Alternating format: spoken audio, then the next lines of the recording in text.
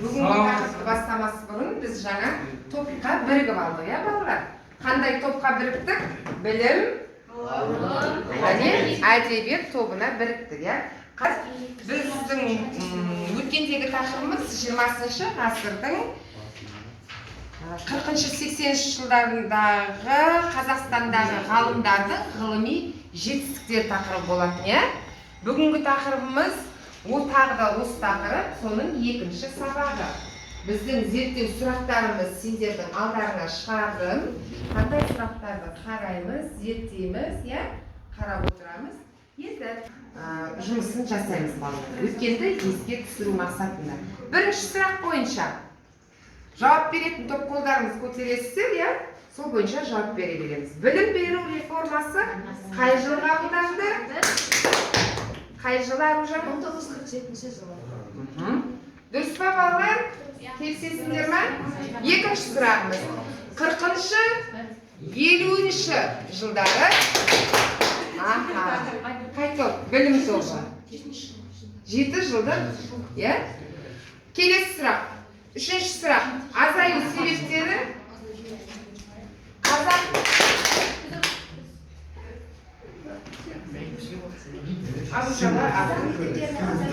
көптеген болашағы жоқ ауылдардың барлығы мектептері ашылып кетті, сондықтан олардың барлығын жауып, үлкен совхоздарда көптеген мектептер ашып, және олар басқа да тілдерге енді.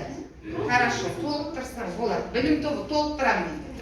Мектептерде оқулықтар аз болды, және мамандардың жетіспеушілігінен және бөлмелердің болмауынан мектептер жабылды, және олардың болашағы жоқ деп ауылдардағы мектептерді жабылды. Я болашағы жоқ деген, жарайсың. Және қай тілдегі мектептер ашылды, Гәнсейін? Орыс тілдеріндегі мектептер көптеп ашылды дейді. Жарайсыздар, рахмет. Ары қарай.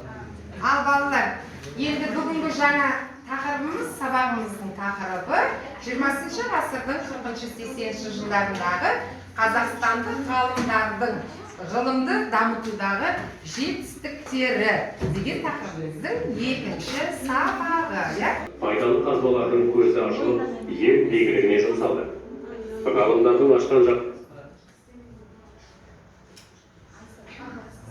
бейнероликпен, яғни бейне жазбамен таныс болдық, иә? Енді балалар, осы бейне жазбаға байланысты өз ойларыңызды, пікірлеріңізді бөліссеңіздер. Назеркеде ғана пікір бар екен. Ал, Назерке, бейнероликке байланысты. Менің бұл бейнероликті түсінгенім, бұл жерде көптеген ғалымдарды білдім, және де бұл жерде Арал теңізі жайлы көптеген мәліметтер алдым. Әсіресе менің білген ғалым ол Уфа Меңдібайұлы Ахмет Сафи. Ол КСРО ғылым академиясының қазақ филиалында, кейін Қазақстан ғылым академиясы геология ғалымдар институтында білім меңгерушісі. Ол 1940 және 65 аралығында болған. Мен сол түсіндім. Яғни Арал теңізіне құятын Амудария, Сырдарияның көзі Арал теңізіне жетеді. Оның ненің әсерінен болды дейді балалар? Тың және игеру кезінде тиімсіз бойынша балалар, біз не істейміз? Автобус аялдамасы бойынша біз қазір кітаптағы тақырыппен танысамыз. Кітаптағы тақырыпқа көз жүгіртіп шығамыз, және мен сіздерге қосымша мәліметтер тапсырамын. Қазір тастаймын. Әрқайсысы әр топтың алдына кітаптағы мәліметпен сәйкестендіре отырып, жаңа тың ресурстарды пайдалана отырып, қазір жұмыс жасайтын боламыз, иә? Таныса болдық. Мынау сәйкестендірулеріміздігі. Қазір сәйкестендіреміз, иә? Енді келесі топтығы білім тобы, ғылым тобы.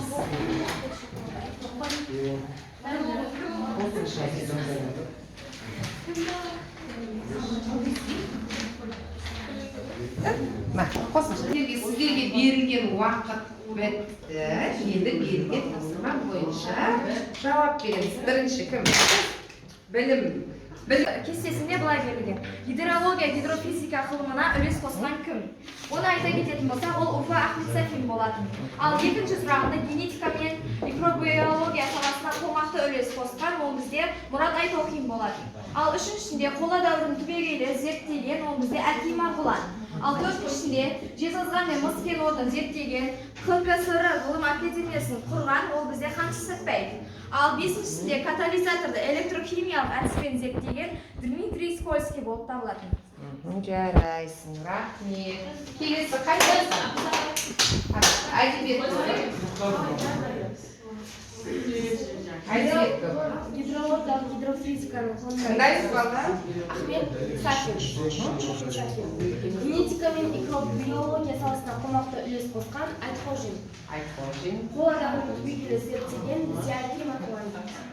Жезқазған Мыс кен орнын зерттеген Қазақстан Республикасының ғылым академиясын құрған Қаныш Сәтпаев. Катализаторды электрохимиялық әдіспен зерттеген бізде Дмитрий Скользкий. Рахмет. Ғылым тобы, сіздер басқа топтарды тыңдап отырған жоқсыздар ма? Енді сіздер тыңдатамыз ба? Ғылым тобы. Бастаңыз, жауабыңыз тыңдайық. Кестесі ол жерде ғалымдар берген және оларға қызмет берген. Оларды сәйкестендіреміз. Гидрология, гидрофизика ғылымына үлес қосқан Ахмет Сафин, генетика мен микробиология саласына қомақты үлес қосқан ғалым Айтқожин. Қола дәуірін түбегейлі зерттеген Әки Марғұлан, Жезқазған Мыс кен орнын зерттеген және Қазақ КСР ғылым академиясын құрған Қаныш Сәтпаев, катализаторды электрохимиялық әдіспен зерттеген Дмитрий Скользкий. Жарайсың, рахмет. Сәйкестендіру бойынша дұрыс. Барлығы. Ақсанда сөйлеп қазір. Тірек мәтін әдісі. Осындағы сұрақтар бойынша сіздерден жауап күтеміз. Ал кім жауап береді? Бекмахан ісінің мәні неде? Қудаланған ғалымдар, Әсет, Жансейіт, Азамат, кім жауап бермеді? Ақсана, сен жауап бере қойшы. Бекмахан ісінің мәні неде? 1944 жылы басталған 1944 жылы Қазақ КСР тарихындағы Қазақстанның Ресейге қосылуы туралы тарауының авторы ретінде Бекмахановты әділетсіз сынға ұшырады. Елікбаев, Бекмаханов, Жұмағалиевтер, Жұбанов және Сүлейменов. Жарайды. Келесі сұрақ. Кім айтады? Бекмахановты кім ретінде танисыз дейді. Ақсанадан басқа адам бар ма жауап береді? Кім? Аружан. Кім Бекмаханов? Бекмаханов өткенді зерттеген заманымыздағы тарихымыздағы зерттеуші және ол қудаланған, ол әділет жолында жүріп, түрмеге жабылды деп те Иә, ғалым, дұрыс айтасыз. Келесі, Бекмаханов қандай сынға ұшырады және космополит ұғымын? Космополит ұғымы өз отанынан жат адам, өз отанынан қол үзген адам деп айтады. Хорошо. Космополит сондай ма? Жарайды. Қосатыныңыз ба? Таңшолпанның қосарым бар.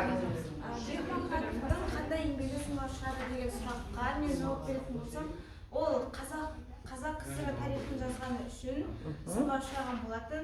Себебі оның арасында Кенесары Қасымұлының ұлт азаттық көтерілісі туралы бағалаған үшін ол үлкен дауға ұшырады. Дұрыс айтады. Дұрыс па балалар? Кенесары Қасымұлының ұлт азаттық көтерілісін бағалады деп айыптады, Бекмаханов неше жылға сотталды балалар, естеріңізде ме? 25 жылға сотталды, бірақ ол 2 жылдан кейін дұрыс айтасыздар. Рахмет. 2 жылдан кейін ақталды, босады. Рахмет. Мәтінмен танысып болса, осы мәтін бойынша талдау жұмысын жасаймыз, балалар? Талдау жұмысы. Қазақстанда ғылымның қандай салалар дамыған және қолға алынбады деген. Интерпретация бойынша кім жауап береді?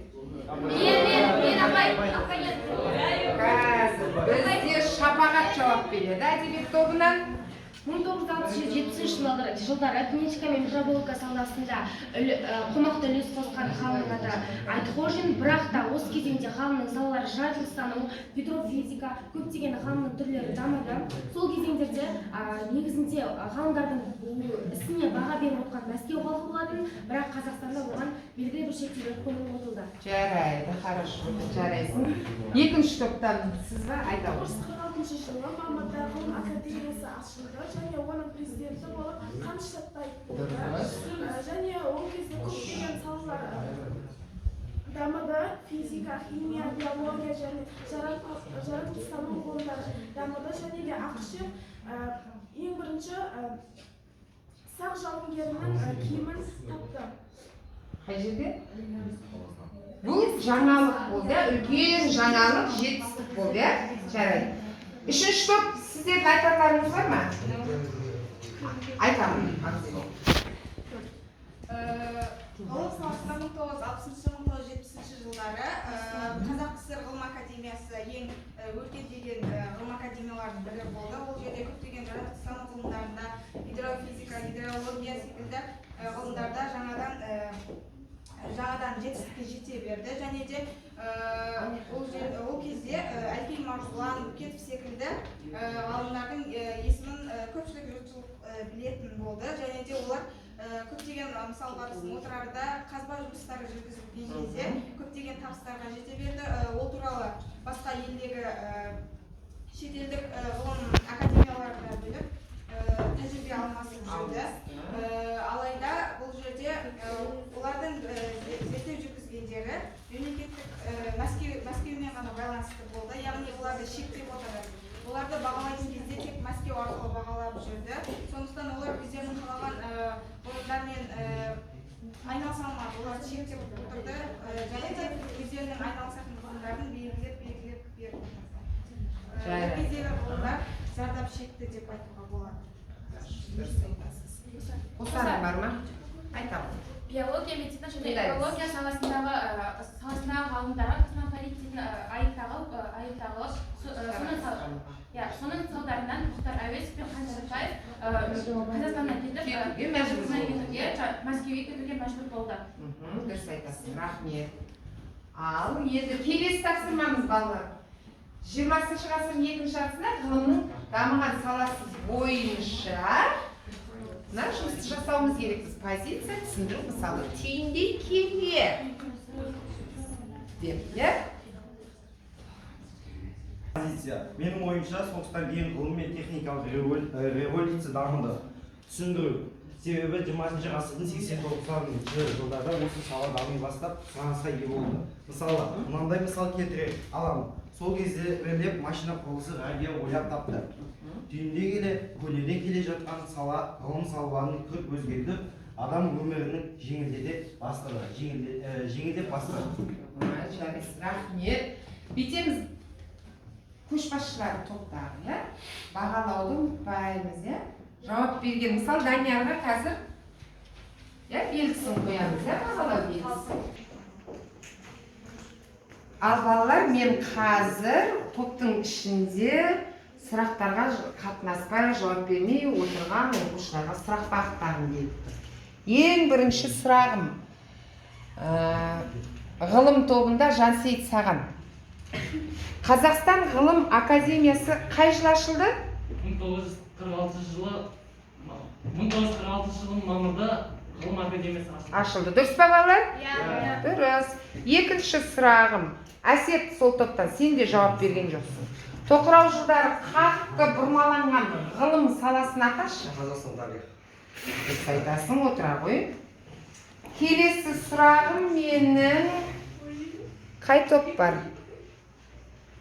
Мерекеге бар менің сұрағым. Мереке сізге Мен Әсеттің айтқанын толықтыра кетсем болады. Толықтыра. Тоқырау жылдарындағы сұрақ қойды сол.